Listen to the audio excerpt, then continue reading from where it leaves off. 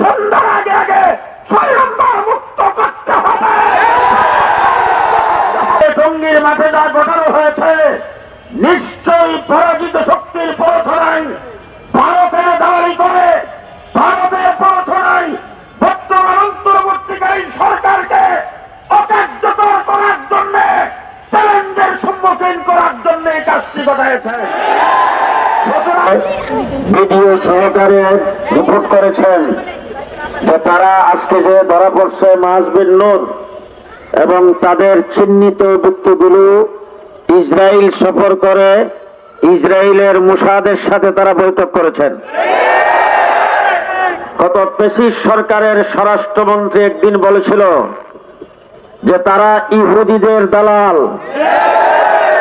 ওই সরকারের ধর্মমন্ত্রী শেখ আব্দুল্লাহ বলেছিলেন ইসরায়েল থেকে টাকা আসছে আমার জানা আছে। এরা ইসরায়েলের দালাল হিসাবে তাবলীগকে ভাঙ্গার জন্য গভীর ষড়যন্ত্র করছেন। 2 নম্বর কথা বলতে চাই, আক্রমণ করেছেন তারা, আমাদের পক্ষ থেকে প্রতিরোধ করার জন্য কোনো ব্যবস্থা হয় নাই। 2013 সালে শাপলা চত্বরে শেষ রাত্রের বেলা আমাদের জিকিররত, তাহাজ্জুদরত, সাজদারত মুসল্লিদের উপরে আওয়ামী লীগ যেইভাবে ঝাঁপিয়ে পড়েছিল তারা ঠিক সেইভাবে টঙ্গীর ময়দানে ঝাঁপিয়ে পড়েছে। আওয়ামী লীগ আর তাদের মধ্যে কোনো পার্থক্য নাই। আওয়ামী লীগের দূষণ। 3 নম্বর কথা বলতে চাই, আমরাও গ্রেফতার হয়েছিলাম সাধারণ মামলায়। এক একটা মামলায় আমাদেরকে 5 দিন 7 দিন করে রিমান্ডে, 1.5 মাস পর্যন্ত রিমান্ডে ছিলাম। আজকে টঙ্গীর মাঠে যা ঘটানো হয়েছে নিশ্চয়ই পরাজিত শক্তির প্ররোচনায়, ভারতের দালালি করে, ভারতের প্ররোচনায় বর্তমান অন্তর্বর্তীকালীন সরকারকে অকার্যকর করার জন্য, চ্যালেঞ্জের সম্মুখীন করার জন্য এই কাজটি ঘটাইছে। সুতরাং যাদেরকে গ্রেফতার করা হয়েছে, যাদেরকে গ্রেফতার হবে তাদেরকে রিমান্ডে নিয়ে জিজ্ঞাসাবাদ করতে হবে।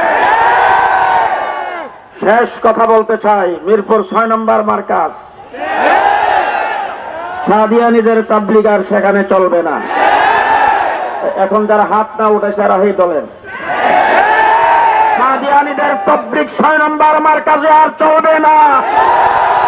আজকে শেষ বার্তা দিচ্ছি এবং আমাদের আজকের সভাপতি, আমাদের মিরপুরের নেতৃত্ব যিনি দিচ্ছেন মৌলানা বাহাউদ্দিন সাহেব, লুকমান মাজারি সাহেব, তারা সহ অন্যান্য উলামাদেরকে বলছি আজকে সন্ধ্যার আগে আগে 6 নম্বর মুক্ত করতে হবে। 6 নম্বরে তাদের তাবলীগ আর চলবে না। 2 নম্বর কথা বলতে চাই, টঙ্গীর মাঠ আর তারা যেন ঢুকতে না পারে। তাদের কোন জোর, তাদের কোন আস্তমা টঙ্গীর মাঠে আর চলবে না। কাকরাইল মসজিদে তারা ছিল 2 সপ্তাহ, এখন থেকে 2 মিনিটের জন্য যাইতে পারবে না। আপনারা সবাই একমত তো? এই ব্যাপারে যদি কোনো পদক্ষেপ উলামায়ে কেরাম নেন আপনারা থাকবেন তো সাথে থাকবেন তো? শেষ কথা বলবো, আমাদের 500 কর্মী শুধুমাত্র মাল সামান অন্তত 400 কোটি টাকার মালামাল আছে আমাদের মাঠে। মাল সামানাগুলি পাহারা দেওয়ার জন্য মাত্র 500 কর্মী দেওয়া হয়েছে।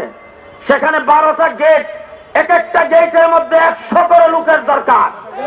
অন্তত মিনিমাম 1200 সেখানে শুধু ভলান্টিয়ার থাকা দরকার। এরপরে টঙ্গীর মাঠে যেই নজম চলতেছিল তাবলীগের, সেইগুলি এক এক করে চলবে। অন্তর্বর্তীকালীন সরকারকে বলবো 144টা উঠা মাঠ আমাদের জন্য মুক্ত করে দেওয়া হোক। নাসরুম মিনাল্লাহ, ফাতহুন করিব, ওয়া বাশশিরিল মুমিনিন। আসসালামু আলাইকুম।